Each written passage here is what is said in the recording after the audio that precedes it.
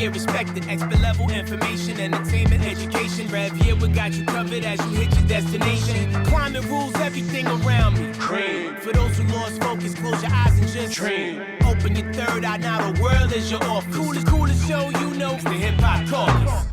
Hi everyone, welcome to The Coolest Show. If you're watching, if you're listening, I am not Rev Yearwood. My name is Destiny Hodges and I'm one of the show's producers. In this episode, we'll be hearing all about urban greening from folks in LA, such as Richard Garcia at Alma Backyard Farms, Skipp Townsend at Second Call, and Marquees Harris Dawson, a council member of the city of Los Angeles. And here with me today is Russell Armstrong, the Senior Director of Campaigns and Advocacy at Hip Hop Caucus. How are you, Russell? I'm good. How are you doing? Pretty good. So getting into all the things today, Hip Hop Caucus has a team of majority Black and people of color, all working committed to people, planet, and democracy. Can you share a little bit with the audience about how Hip Hop Caucus is working on climate and environmental justice and the power in working with a team like yours? Sure. So I'm over the campaigns and advocacy team, and so we kind of have two pillars of the Hip Hop Caucus. We have our storytelling and comms team and campaigns and advocacy. Under campaigns and advocacy, we have our four platforms, of course, which is, economic justice, environmental justice, voting rights, and Good Trouble, which focuses on civil rights and human rights. Those all work intersectionally. So all of our staff is focused on intersectional pieces that all impact communities that are first and worst affected by these changes, primarily environmental justice issues being one of our cornerstones. So we work in terms of intersections such as our Bank Black and Green campaign that focuses on making sure that there is funding going to local Black banks and financial institutions and partnering with groups like the Community Color Builders Coalition, the African American Alliance of CDFIs, and also making sure that there's divestment from industries that harm our communities, such as the fossil fuel industry and the mass incarceration industry.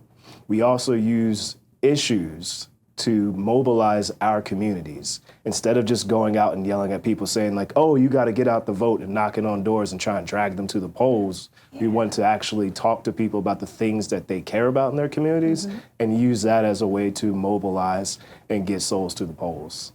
Okay, very robust, very intersectional work. And as for your team, what's that like? Because Hip Hop Caucus turns 20 this year. Again, all mostly Black and people of color on the team. That's very different than compared to a lot of big greens or a lot of organizations with similar budgets. So can you talk a bit about the uniqueness and the dynamics on the team?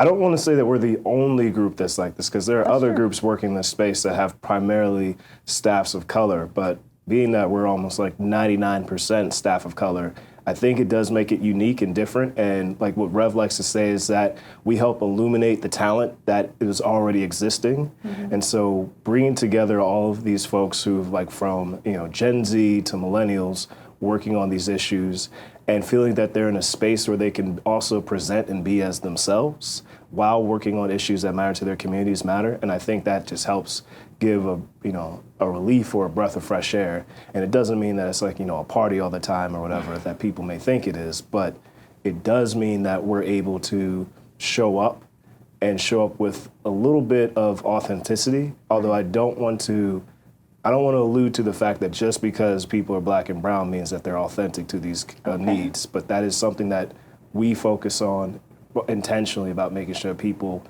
are fit for the cause and actually reflective of the communities that we serve.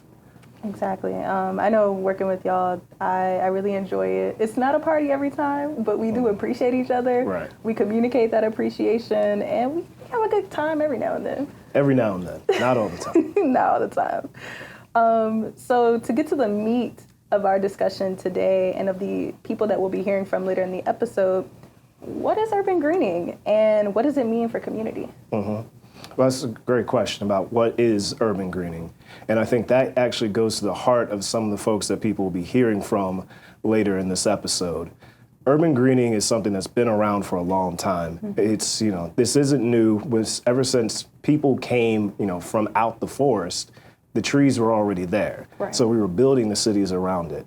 And even fast forwarding to, say, the birth of America, there were city planners who were literally going through and developing cities. For example, Philadelphia is famously known for having in downtown and center city that there's the master plan for the city had parks set at a set cornerstones across blocks across the city to make sure that there's a cross section of environment and also industrial build out for people to live. Modern urban greening has more so kind of followed the trend of housing, however, in terms of being a tool for segregation and a tool for correlation, where there's a correlation between whiteness, income, and green spaces. And so the environmental justice movement has been working to try and take that narrative back for the last, 40 to 50 years or so. Wow. Yeah, when I think about redlining and segregation, city planning, like to your point, the trees have always been there. But because planning takes place for cities, making sure we stay grounded in how are we engaging with our environment, I think is very important. And yeah, reclaiming that, taking that narrative back. So what's the origin of the term, actually, urban greening? Because to your point, people have been doing this for a long time. So where does that come from and why is that used? So I don't actually know like the origin of the term. I'm sure that has something associated with that, but there's a lot of research that's gone into like the connections of urban greening and with the psychological effects on populations. And so like people who are closer to green spaces have better feelings, like better senses of well-being, in addition to the fact that there's clear and obvious like health impacts that benefit communities to it as well. So whether, it's like there's different terms that have been used around like, like sustainable cities, greening cities, having, doing tree planting, urban reforestation, all of these things are synonymous with making sure that there is, both ways to capture carbon and so helping to lower, and also ways to like actually create beautification and senses of connection to nature within cities to get out of just the urban jungle sprawl. Right. I also think about like heat islands as well, and how tree canopy can help with that.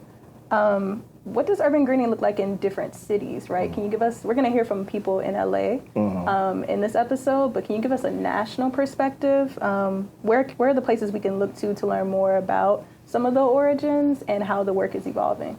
Right. So, one of the great things about being in LA, and so when we were interviewing some of the folks who are going to be on the episodes, is that they, even within Los Angeles, they each were talked about urban greening in their own specific ways. And so I don't want to tip too much of that off, but some of it, their work is tied to, working with their communities in ways of where they want to help fight against things like gentrification and rollout of industrial harms in their cities. And so whether it's planning for around major parks or creating high lines that highlight economic corridors, there are differences in how each of these communities have gone about that, and some of them are similar to what's happening in different cities around the country.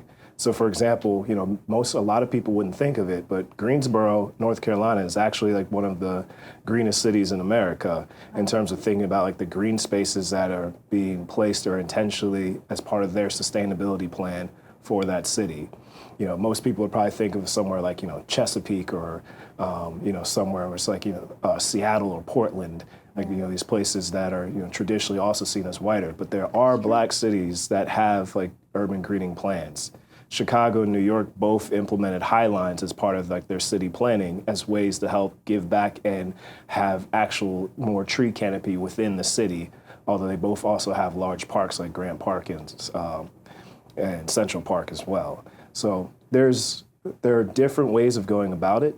Coastal towns where they maintain the actual marshes along the beach and coastline to make sure that they also have the ability to be resilient to storms and other things that come about from climate change. So I think that it's important to note that everyone has a slightly different view of how to do urban greening, and that it's not monolithic, but it's also in response to the needs of those local communities. Yeah, you mentioned highlines a couple of times. For people who aren't familiar with some of the terminology, what are highlines? So a highline is usually, it's a reclaimed, some in different instances, it's like a reclaimed space, usually found around someplace like train tracks or railroads that are now being used and converted into walkways and spaces where people can go about. They also help give access to local shops and create bike paths for people to walk their children. And so it's a way to actually, create a less car-dependent society and connect neighborhoods together while creating a green space in an urban area. Okay, yeah, I've seen some of those before, but didn't know that was the term. And yeah, things are happening in several Black cities. Actually, last year I got to go to Chicago and see some of the work that Blacks in Green are doing. Shout out to them, doing really dope work. They also own the house where Emmett Till grew up, and they've created a garden completely with native plants named after Emmett Till's mother. So yeah, lots of dope work going on. And getting to your point about how it's not monolithic, it looks different for everybody and based on what each community needs. How is urban greening used by community, government, and businesses, but of course, more importantly, the people? So, urban greening goes anywhere from just individuals who, on their, not even owning their own property, but like looking at vacant lots, like going back to Chicago. There's an initiative there about like just planting and throwing seeds in vacant lots to make sure that there's green spaces growing. From government, though, the role there is like to help, like in terms of both like having sustainable master planning and thinking about that and creating, pathways, roadways, bikeways. That's actually something here that's been happening in DC.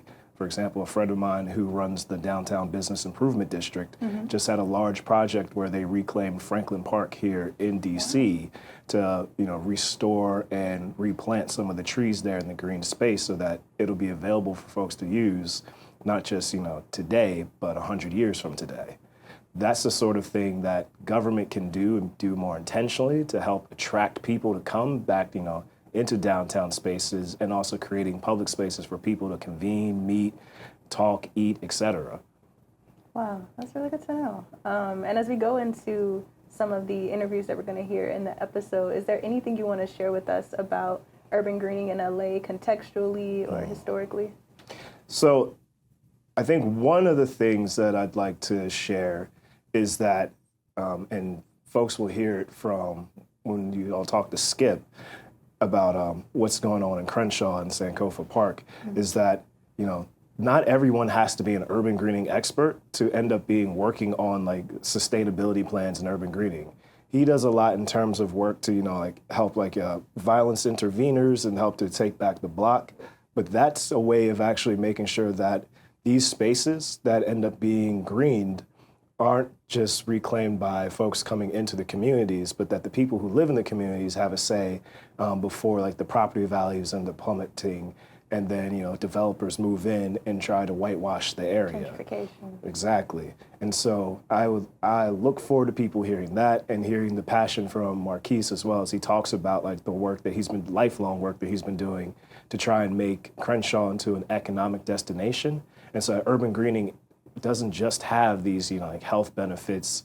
It has, crime benefits, lowering crime. It has benefits for local people. It has, in terms of growing their own food and bringing in grocery stores. It has benefits in terms of businesses wanting to invest in the local communities. And so without, giving too much away, I think a lot of them have like different insights that may make people interested to think about urban greening in a way that they haven't thought of before. Like it goes more than just planting a bunch of trees. Yeah, it's more than planting a bunch of trees. Well, I'm excited to get into the episode. We asked Marquees Harris Dawson, council member in LA, to share a bit about who he is and his story. My name is Marquees Harris Dawson. I serve on the Los Angeles City Council. I represent District 8, which is historic South Central, and Crenshaw Community, Vermont, Manchester, Hyde Park, and a host of other neighborhoods. Coming up in this community when it was had the highest level of African-American residents and the Black community was in full development. You saw a lot of opportunities happen, but you also saw a lot of setbacks, particularly with the crack cocaine epidemic. Crack cocaine epidemic really changed my life. my family moved out of South Central LA to the suburbs, where I finished the rest of my school, and I went on to Morehouse College, where I really learned about activism. And it was always important to me to be able to return to that space and to struggle against the things that were driving people away.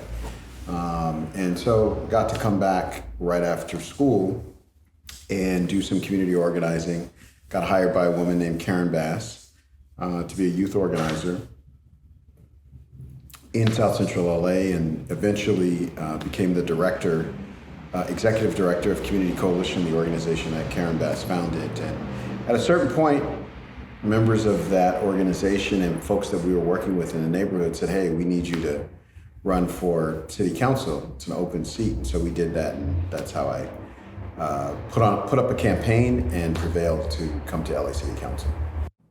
We also wanted to know his opinion on the most important issues in his community. You know, the main issue we saw as the most urgent was really equity, and really stopping the trend that really had happened from the beginning of the city, formation of the city, that wherever Black people live, wherever brown people live, wherever other undesirable people lived, the city just didn't invest. So something as simple as the sewer lines, the communications infrastructure, the quality of the streets, what buildings you have, and then there's the public sector, and then there's also the private sector. So redlining, banks refusing to lend, insurance companies refusing to insure, bond companies unwilling to bond. What it does is bring down the overall quality of life. And so you want to use your position in the government to fight against those tendencies and fight against the folks who do that, and to create space for our folks to realize the opportunities in front of them. Marquees shared more about his role and where environmental justice comes into play. Community revitalization is a big issue for low-income communities of color, especially Black communities like the one that I represent. I think the real goal in a place like Los Angeles and other big cities is elected officials have to play the role of leading out in helping revitalization happen, but also doing revitalization in a way that affirms the people who already live here, that doesn't invite another community in to come and change the character and flavor and rhythm of a neighborhood, but really saying, this is who we are, and we think this is an amazing neighborhood for you to visit and spend money. But this is where we live, and this is where we raise our families, and we want to do that going forward. And so we want community revitalization and better neighborhoods, same neighbors. Here's how Destination Crenshaw creates opportunity in the community and the community's needs. Destination Crenshaw creates opportunities on at least 3 levels that I can think of. One is on a cultural level. So it is an outdoor people's museum that affirmatively is set up to tell the story of Black people on the West Coast of the United States. That's a cultural investment that we haven't seen in this community, that other communities get in places like Little Tokyo or Chinatown or Thai Town or other parts of the city. And so we want to do an ethnic enclave on purpose for the Black community. Before now, the way, if you're watching a movie, the way they show you that you're in a Black neighborhood is, they'll show a church and they'll show a pawn shop and they'll show a liquor store and those kinds of things, because our neighborhoods tend not to have icons like that, unless you're Harlem or something. And so we want to build those icons on purpose. So that's the cultural level. On the environment, it gives us the opportunity to do dozens of acres of new landscaping and really tie the landscaping to our story. And so all the plants that you see on Destination Crenshaw will either be from West Africa, the American South, or here native to the West Coast where we live now. And so we'll get to do that on purpose. And hopefully by doing that, you build a relationship between plant life and the people who live here, as opposed to this is just a random tree or a random bush on the corner. And once you build that relationship between plants and people, it, I think, changes people's attitudes towards the environment. I think one of the things about the environmental movement is if you're in survival mode, like you're trying to figure out how you're going to make rent, how you're going to transport yourself, how you're going to get healthcare, how you're going to get education, when someone talks to you about CO2s or the lack of greenery, it doesn't really hit you. But when you have a relationship with certain plants and a relationship with certain things that happen in nature, I think that brings you more into the environmental justice movement. And so that's the other opportunity. The last opportunity is business. And so when you create icons and you create destinations, you create customers for businesses. Because no matter what kind of business you are, if you can be Black, Latino, white, Asian, Armenian, every business has to have customers. And so we say this project will bring customers to the doorsteps of the small business people that have been operating in our community for decades. We asked Marquees what he would say to people that think Crenshaw is not investable. Well, I think the argument that we make for the Crenshaw community and the Black community writ large in Southern California, and I think this is true in other places, but this is the competitive advantage that the Crenshaw district and Black community in Los Angeles has over any community in the world.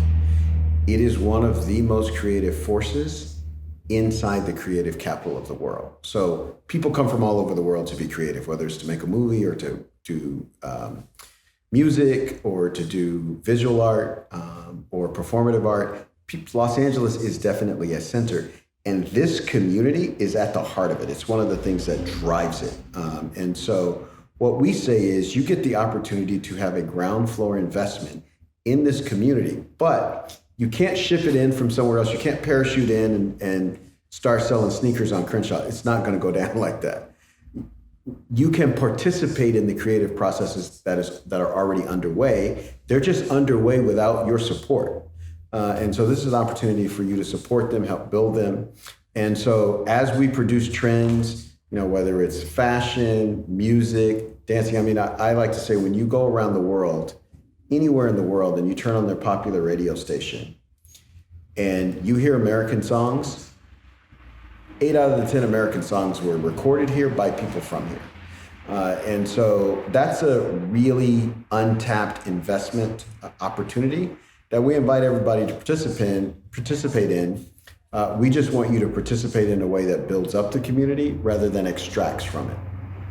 Well, what our community needs is not different than any other community needs. So we need customers. And so we're building the icons. We're building something to see that we think will bring residents and visitors to our community. LA is one of the biggest tourist destinations in the entire United States, in fact, in the entire Western Hemisphere.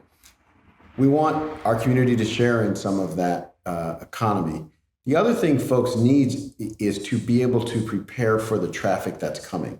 So we know we have a Crenshaw line coming from LAX, the airport. People are going to be coming from all over the world for the Olympics, for World Cup, for the NBA All-Star Game.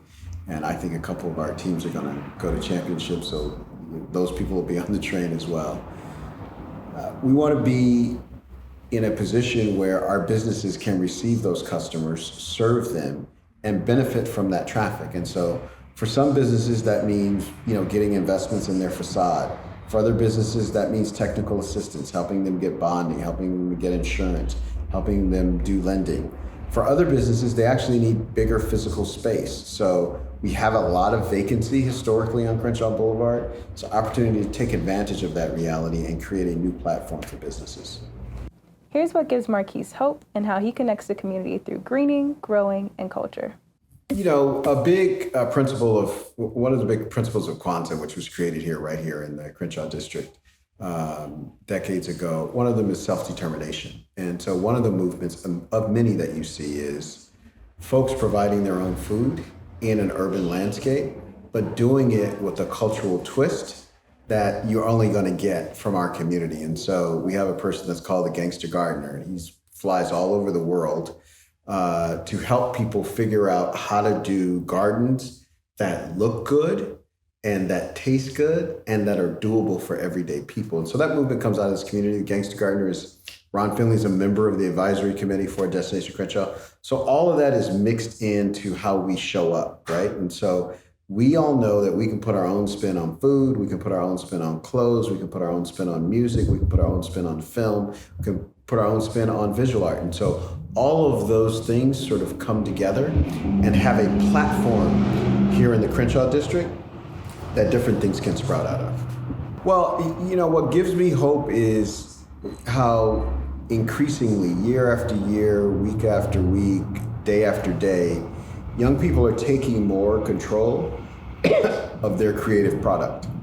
So they understand now that they're creating value. So, when I was coming up, we'd make a sneaker popular or we'd make a t-shirt popular, and then we'd get on a bus and go to another neighborhood to buy the thing that we made blow up. Increasingly, our young people are not allowing that. If they're making something hit, they're making you buy it from them.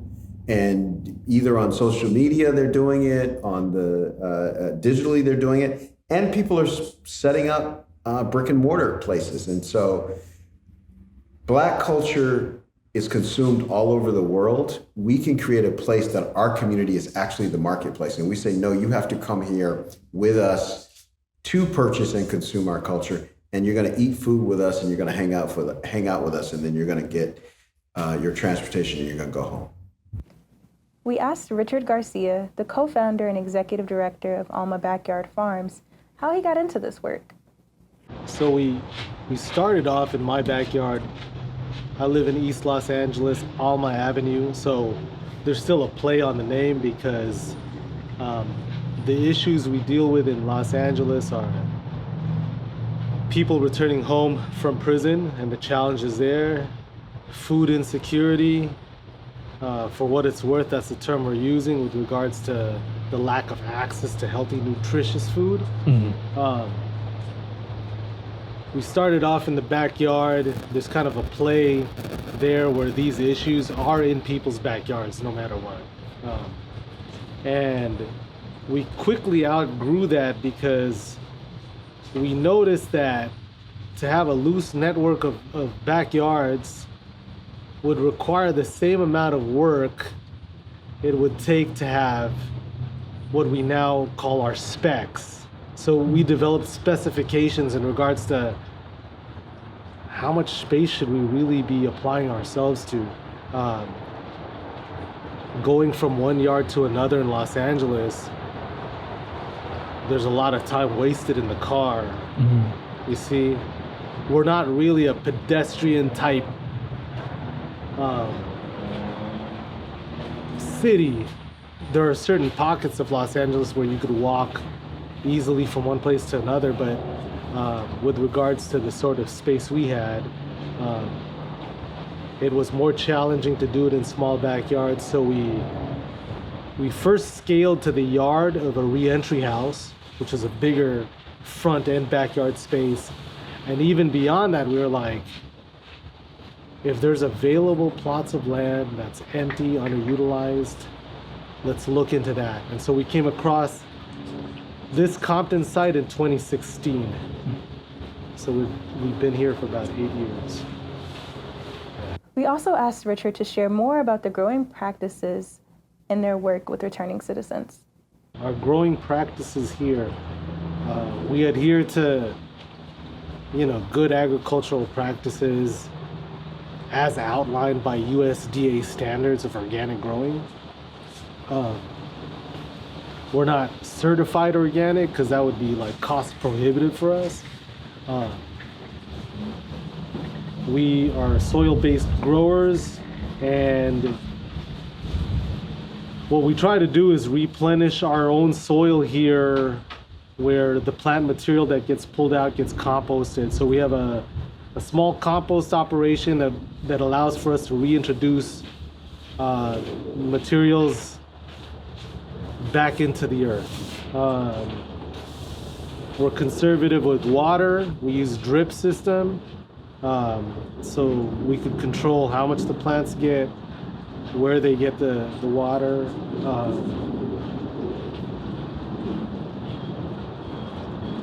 Other things about our growing. One other thing that's interesting about how we've selected what we grow, besides things being seasonal, is people from the neighborhood have actually brought us seeds to plant. So, like when we grow mustard greens, one of the grandmas in the community noticed that we were growing Chinese mustards, and she said, I know the kind that people will like here. So she had her brother send seeds from New Orleans. And so like that informs some of what we grow. Other folks will tell us that they prefer that we try to grow black corn. And it's not black per se where the corn has kernels that are black. They come in different colors. So a lot of what we grow is informed by what people suggest and recommend. What's cool is there are people from all different backgrounds, and people from one culture eat one part of the plant, and people from another culture eat another part of the plant. So that's kind of a cool thing with some of our growing experience. Richard shared with us more about revitalizing spaces in his community. So we offer a job training program with folks who are returning home, returning citizens, formerly incarcerated folks. And there's a real parallel drawn between returning home from prison and introducing a new seedling into a raised bed or the rows we're growing in. There's this huge pressure and demand, like if you graduate college, you need to find a job. If you leave prison, you need to find a job. And I think there's a level of tenderness that has to be applied to seedlings when they're first introduced into the ground in order for them to successfully grow. And that takes a lot of attention to detail. It takes a certain level of care. And so I've heard it from people who have done time that when they put plants in the ground, there's a parallel where they're discovering at different developmental stages of that plant a different sort of application of care has to take place. And so that being said, what we offer people is a space to have their needs met at that particular stage in their life. Now, there's a model where you could have a conveyor belt and people go through the program and they get a job. And we've tinkered with that and explored that, and that happens. But I think for the long haul, when people who are returning home have a sense that they belong, that they've returned home, for the long haul, the likelihood that they'll ever go back to prison is significantly reduced.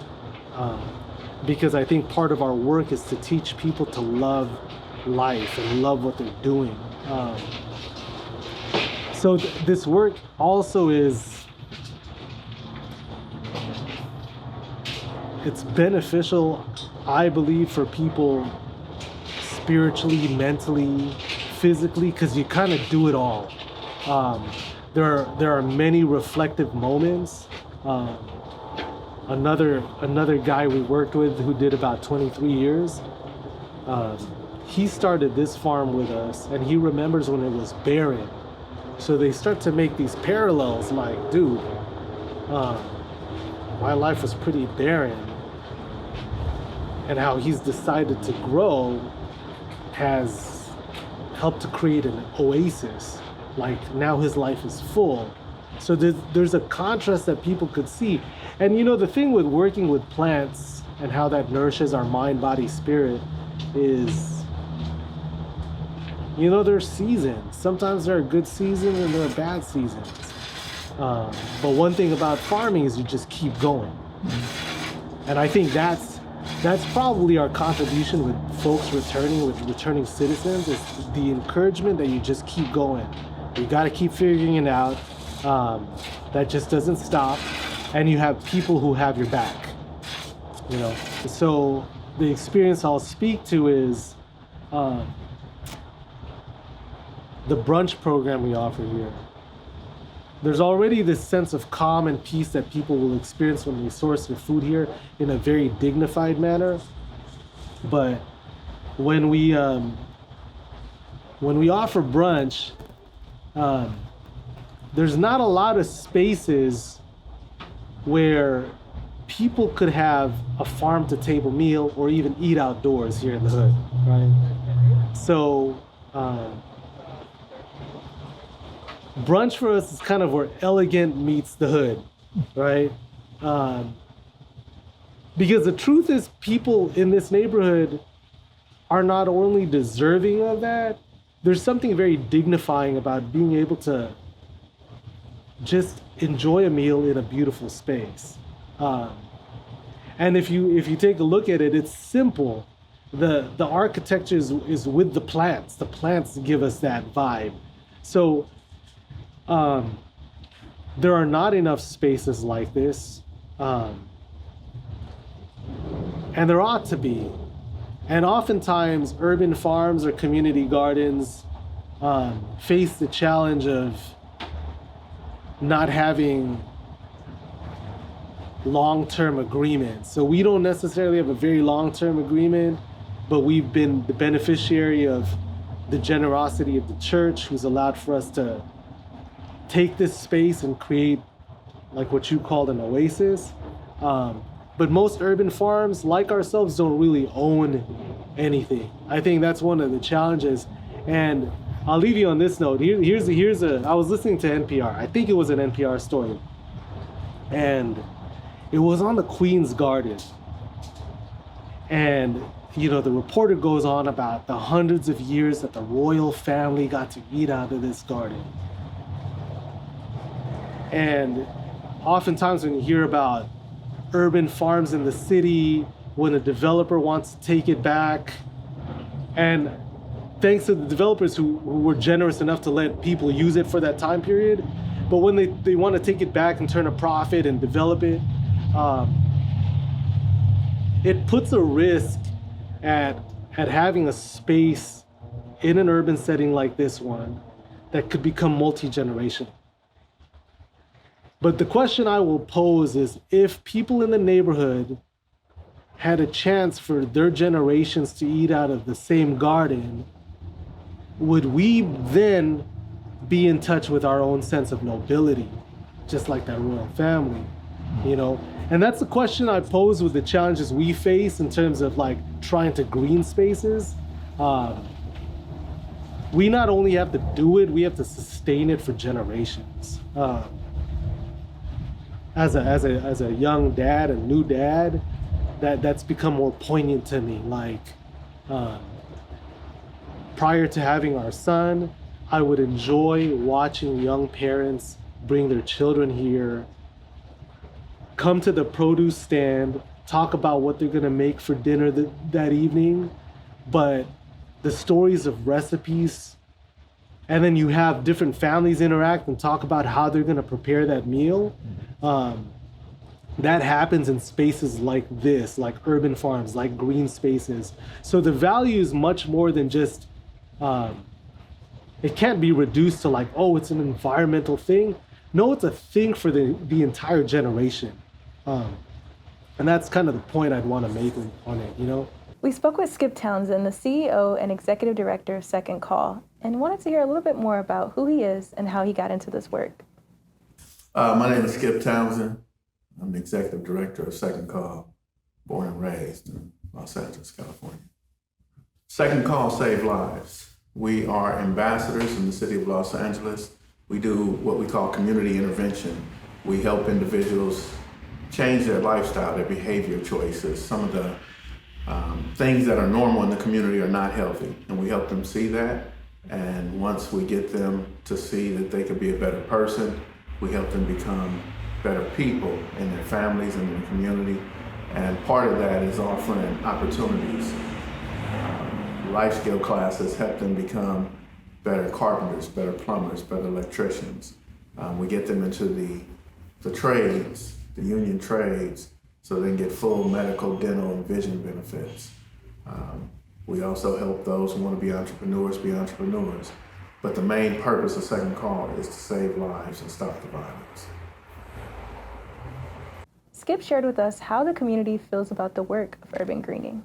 I think one of the things that I've seen over the years was I couldn't just help the individuals change their mindset and behavior.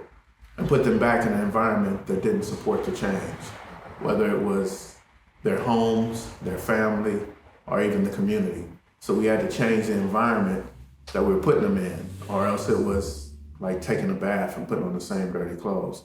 But I think the main thing, the key was to help the politicians, to help the local law enforcement, to help the media understand that they had to change their perception of the people that came from our community. After hearing a bit about Skipp's work, we also wanted to know how culture played a role. So the culture helps in my work by helping the individuals understand it.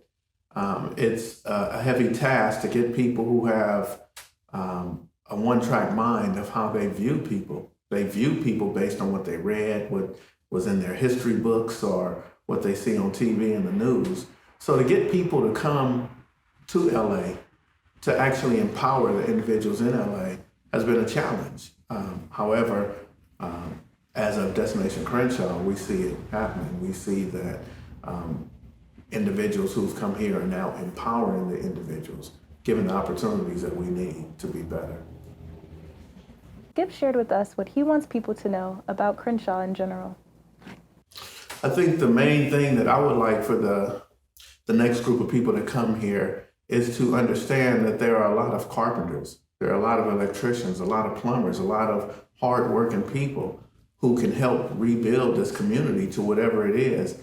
And I think it's important to empower them and give them the opportunity to work on some of the projects from the same neighborhood, the same communities that they were once able to destroy. Skipp shared a bit about his vision for the community and what it means for folks to be involved in urban greening. I think the vision for the community is to never go backwards. Never, never, never. I mean, we had so many hard times, so many hardships. I think now the community changes. We have more peacemakers. We have more people in the trades. We have so many different opportunities that are here. And I believe that that's so important that the individuals who were a part of growing up here not only get to have the opportunity to work here, but also remain here and live here. With the price of property rising, it would take a union trade. You know, I don't even believe school teachers can remain here in the community with the prices rising. So I think it's important not only to build the community, but also raise their children here in this community and be proud of the community.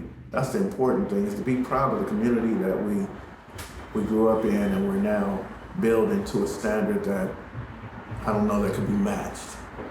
So for me, what it means for the community to be a part of building Sankofa Park and this 1.5 miles of Crenshaw, I think it's so important that the people who are the superintendents on this project, for the general contractor, he's a product of this community, and after 7 years in prison, he is now the assistant superintendent. On my way here, I just passed by and waved at a good friend of mine who is the foreman for the electrical subcontract on this project. And I think it's important because he once terrorized this community, and now he's building it. The superintendent for the electrical is also a good friend of mine for over 20 years and I think just them alone, and one of the first things I did as a job coordinator is got a guy from Inglewood to come over here as a laborer. And he worked here, and it was done intentional to where I'd have someone who normally doesn't sit at the table with each other. And they're sitting here and they're reading blueprints and they're building Sankofa Park when it was nothing but dirt. I think that's important, is to empower these individuals. And this is another way where I get to bring peace to the community. Because when I take pictures and I show, look, these guys are sitting down eating with each other. Matter of fact, they're not just eating with each other, they're cashing checks with each other.